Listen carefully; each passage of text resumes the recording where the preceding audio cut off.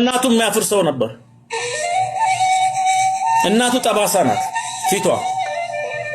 አንድ ቀን ከጓደኞቹ አስተዋወቃታል። አንድ ቀን ያፍርባታል። እሱ ዶክተር ነው።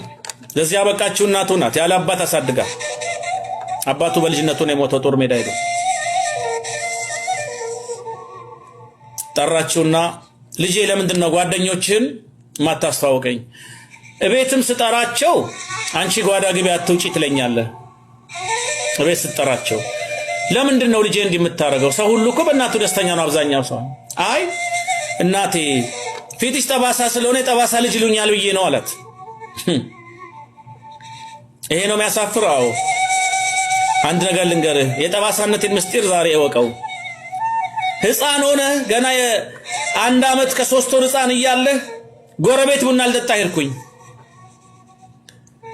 ስመለስ ቤቱ በሳት ተቀጣጥሏል። ሳር ቤት ነው።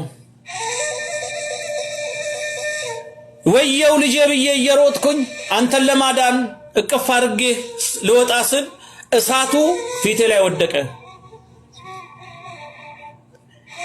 ላንተ የመጣ እሳት ፊቴ ላይ ወርቆ አንተ ተርፈሃል። ያንተ የዛሬ ውበት የኔ የፊቴ መጠበስ ነው አለች። ልቡ ተነካ፣ አለቀሰ ይላል።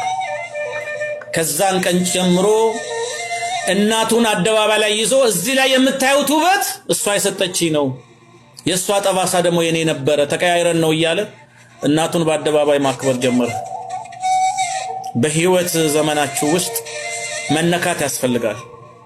ቤተሰቡን የማይወድ እናቱን ቦታ የማይሰጥ ዛሬ ሁልጊዜ ዘላለም የሚኖሩ የመሰላቸው 40 ዓመትም ላይ ሁሌ ማሙሽ የተባለ መኖር የሚፈልግ ሰዎች ልጅ ሊኖር ይችላል።